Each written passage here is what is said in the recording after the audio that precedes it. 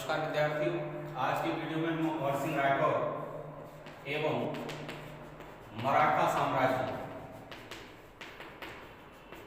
साम्राज्य का उल्लेख कर रहे हैं। अमर सिंह राठौर, सबसे पहले मैं करा रहा हूं अमर सिंह राठौर जिनका जन्म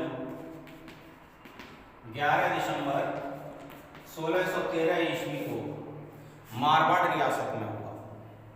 मारवाड़ रियासत में अमर सिंह राठौर का जन्म हुआ। ये जोधपुर के महाराजा गज सिंह, इनके पिता का नाम गज सिंह था, ये महाराजा गज सिंह के ज्येष्ठ पुत्र थे। महाराजा गज सिंह के 3 पुत्र थे। बड़े तो अमर सिंह थे, इनसे छोटे भाई का नाम जसवंत सिंह था और छोटे भाई का नाम था अचल सिंह।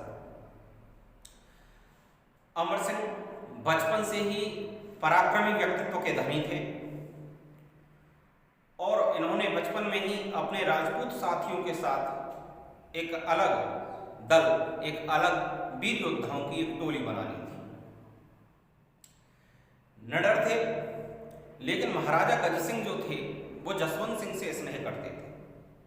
एक अनारा नामक पासवान के बहकावे में आकर के जोधपुर नरेश गज सिंह ने अमर सिंह राठौर को न केवल राज्य अधिकार से वंचित कर दिया, बल्कि उसको अपने राज्य से निर्वासित कर दिया। राज्य से निर्वासित होने के बाद अमर सिंह राठौर मुगल बादशाह की सेवा में पहुंच गए। उस समय मुगल बादशाह शाहजहां के पास थी। शाहजहां के पास जाकर के उन्होंने मुगलों के दरबार में कार्य करना शुरू कर दिया और इनकी बहादुरी से प्रसन्न होकर के मुगल बादशाह शाहजहां ने अमर सिंह राठौर को राव की उपाधि दी। दरअसल एक बार 15 दिनों तक लगातार अनुपस्थित रहे दरबार से अमर सिंह राठौर, और 15 दिन बाद जब दरबार में पहुंचे तो शाहजहां ने अनुपस्थिति का कारण पूछा। तो इन्होंने कहा कि मैं शिकार खेलने के लिए गया था, आखेट खेलने के लिए गया था, लेकिन बिना सूचना के दरबार से अनुपस्थित रहे थे और नियम यह था कि बिना सूचना के अनुपस्थित रहने पर फाइन भरना पड़ता था, जुर्माना लगाना पड़ता था। तो बादशाह शाहजहां के जो चचेरे भाई थे बख्शी सलावत खां ने अमर सिंह राठौर पर जुर्माना वसूल करने के लिए वो गए। तो इन्होंने दरबार में कह दिया था कि मेरी तलवार ही मेरी संपत्ति है, और इसके बावजूद भी जब सलावत खां जो चचेरे भाई थे बादशाह के, जब वो गए कि महाराज ने आपको दरबार में बुलाया, बादशाह ने आपको दरबार में बुलाया है, आपको जुर्माना अदा करना पड़ेगा, तो जब ये दरबार में उपस्थित हुए तो दरबार में उपस्थिति के समय सलावत खां ने और इनको गवाह कह दिया। राजपूत खून मुगलों के इस अपशब्द को सहन नहीं कर पाए और कटार निकाल करके अमर सिंह राठौर ने खंजर सलावत खां की छाती में घोंप दिया। मौके पर ही उसकी मृत्यु हो गई और तलवार लेकर के ये बादशाह की ओर दौड़े। बादशाह हरम में जाकर के, यानी जनाने महलों में जाकर के छिप गए। इनके साले थे अर्जुन गौड़। अर्जुन गौड़ इनाम के लालच में आ जाते हैं और धोखे से अमर सिंह राठौर की 1644 में हत्या कर दी। जब अर्जुन गौड़ ने हत्या कर दी तो इनके जो साथी दल थे, साथी राजपूत योद्धा थे, वो इस घटनाक्रम को सहन नहीं कर पाए और अमर सिंह राठौर की मृत्यु का बदला लेने के लिए राजपूत युवकों का वह दल लाल किले पर बुखारा द्वार से और मुगल सेना पर, मुगल किले पर उन्होंने आक्रमण कर दिया। चूंकि राजपूत सैनिकों की संख्या, राजपूत योद्धाओं की संख्या मुगल सेना की तुलना में बहुत कम थी, लिहाजा लड़ते लड़ते सभी राजपूत योद्धा वीर गति को प्राप्त हो गए।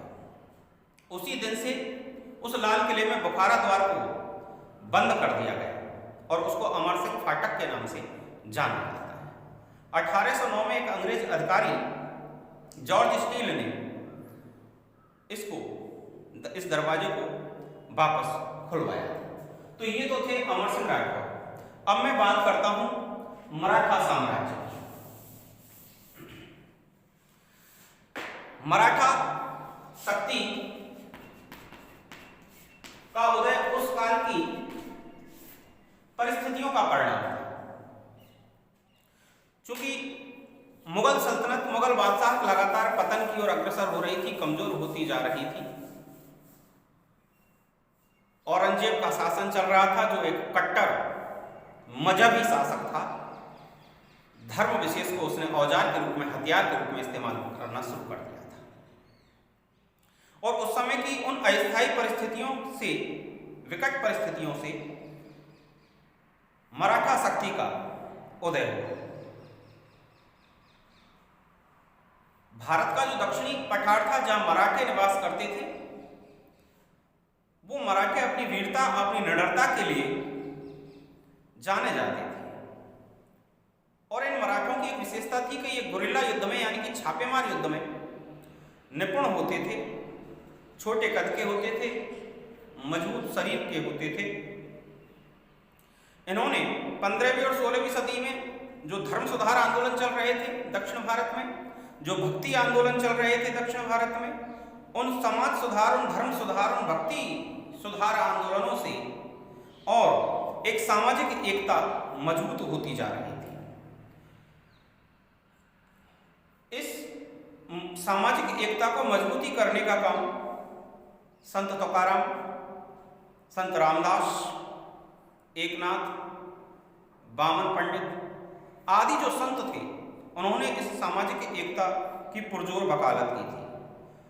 समाज में जो ऊंच नीच का माहौल था, समाज में जो जाति व्यवस्था और कर्मकांड पर आधारित जो व्यवस्था थी, वो भेदभावपूर्ण थी और उसका ये विरोध कर रहे थे और भक्ति द्वारा ईश्वर प्राप्ति का मार्ग दिखाना चाहते थे। और ऐसी ही परिस्थितियों के बीच में मराठा साम्राज्य का उदय हुआ। और मराठा साम्राज्य के इस उदय में जो सूरज उदय हो रहा था, उस सूरज का नाम था छत्रपति शिवाजी।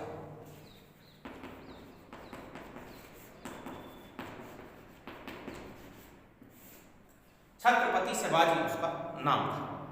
छत्रपति शिवाजी जो 1627 ईस्वी में जिनका जन्म हुआ, 1627 ईस्वी से और 1680 ईस्वी में इनका देहांत हुआ। 20 अप्रैल 1627 ईस्वी को शिवाजी का जन्म शाहजी भोंसले के घर में सिवनेर के दुर्ग में हुआ। शाहजी भोंसले बीजापुर के सुल्तान के सामंत थे। इनकी माता का नाम जीजाबाई था। इनके बचपन में, बाल्यकाल में जो इनकी परवरिश हुई, जो इनकी देखरेख हुई, वो इनकी माँ, जिनका सर्वाधिक प्रभाव था इनके व्यक्तित्व पर, जीजाबाई, जिन्होंने बचपन में ही इनको वीरता की कसौटी में गढ़ दिया था। इनके दादा कोणदेव और गुरु सामंत दास, वो सामर्थ गुरु रामदास, जिनके व्यक्तित्वों से इनके बचपन का किरदार एक वीर योद्धा की भांति ढला था। दरअसल जो इनके पिता थे शाहजी भोंसले, उन्होंने एक अन्य स्त्री से विवाह कर लिया था जिसका नाम था तुकाराम मोहिते, तुकाबाई मोहिते। और तुकाबाई मोहिते से विवाह उपरांत जीजाबाई शाहजी से अलग होकर के रहने लगे थे। इसलिए बाल्यकाल से ही शिवाजी का बचपन जीजाबाई की वीरतापूर्ण वीरांगना के हाथों में पला बढ़ा था। इन्होंने बचपन से ही सेना और शासन की कुशल विद्या अपने दादा कोणदेव से और समर्थ गुरु रामदेव से प्राप्त कर ली थी। 12 वर्ष की अल्पायु में ही शिवाजी ने पूना की जागीर प्राप्त कर ली थी अपने पिता से। और 1646 में जब 19 वर्ष की इनकी अवस्था थी, तो कुछ मावले मराठी युवकों को साथ में लेकर के एक दल बनाते हुए पूना के निकट जो तोरण द्वार था, उस तोरण दुर्ग पर अपना अधिकार कर लिया था।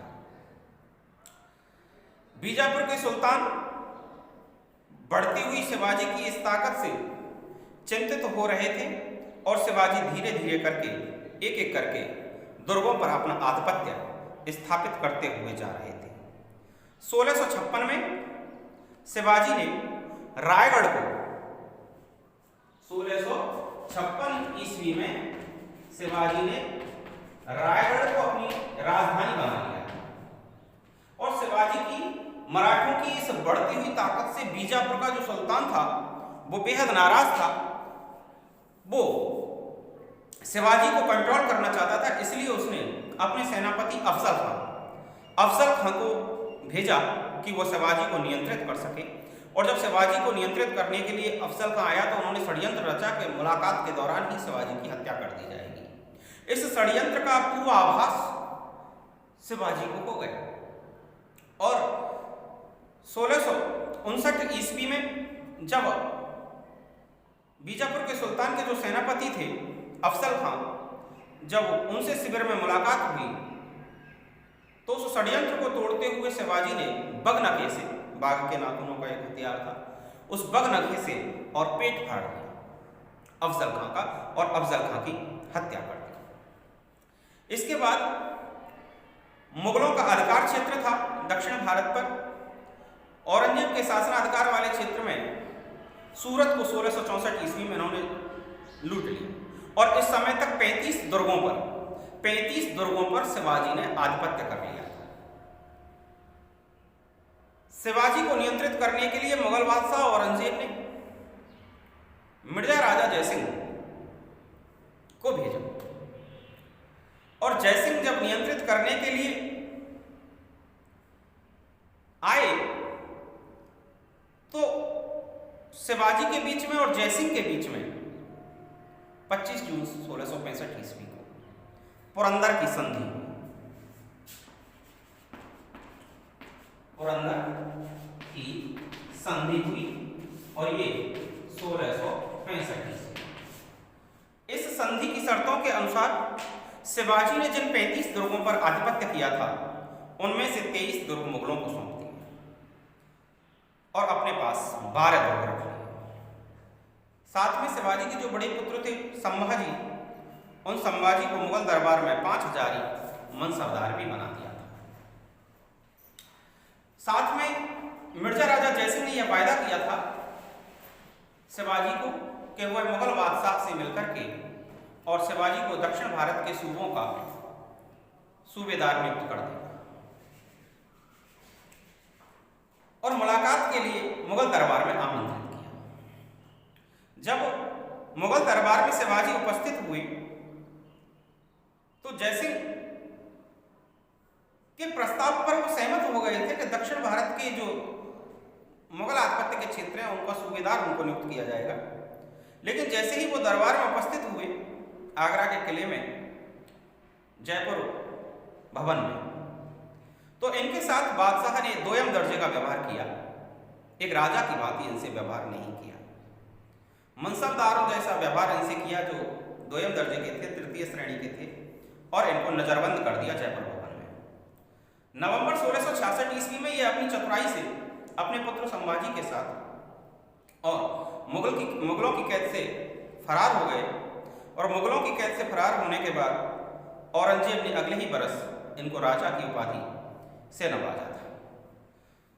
1670 ईस्वी में इन्होंने फिर से विद्रोह कर दिया और सूरत को एक बार फिर से लूट लिया। 1674 ईस्वी में रायगढ़ में विधिवत तौर पर इन्होंने अपना राज्याभिषेक कराया और इस अवसर पर उन्होंने छत्रपति की उपाधि धारण की। 1674 ईस्वी रायगढ़ में पुनः विधिवत तौर पर राज्याभिषेक हुआ और छत्रपति की उपाधि इन्होंने धारण की और तदोपरांत 1680 ईस्वी में शिवाजी की मृत्यु हो गई। तो एक स्वतंत्र हिंदी स्वराज की स्थापना दक्षिण भारत में इस तरह शिवाजी ने की थी। शिवाजी के एक और सिपह सालार सरदार थे जिनकी योद्धा के किस्से मराठाओं के इतिहास में विशेष रूप से जाने जाते हैं। तानाजी राव मालुसरे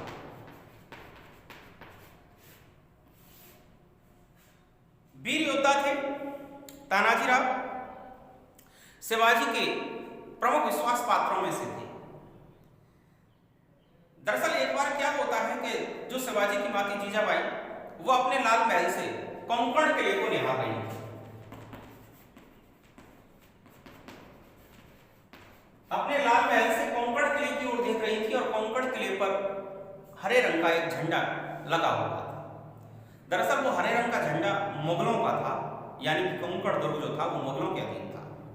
और काफी देर तक जब वो कोंकण किले को जब निहारती रही तो शिवाजी ने उनसे पूछा कि मां आप क्या देख रही हैं? तो उन्होंने उस कोंकण दुर्ग की ओर इशारा करते हुए कहा था कि शिवाजी, इस दुर्ग पर यह हरा झंडा जो है, यानी कि मुगलों का जो झंडा है, वो अच्छा नहीं लग रहा, वो मुझे मन को नहीं भा रहा है। इस बात को सुनकर के शिवाजी जब अगले दिन दरबार में प्रस्तुत हुए तो समस्त मराठा सरदारों की उपस्थिति में उन्होंने यह प्रस्ताव रखा कि कोंकण जिले को कौन जीत करके लाएगा। कोंकण जिले को जीतने की जब बात आई तो सभी जो मराठा सरदार थे वो चुप हो गए, लेकिन तानाजी राव मालुसरे ने सभा में खड़े होकर के, दरबार में खड़े होकर के इस बात की घोषणा की कि मैं जाऊंगा और मैं इस किले को जीत करके लाऊंगा। 343 सैनिकों की एक छोटी सी मराठा योद्धाओं की टोली लेकर के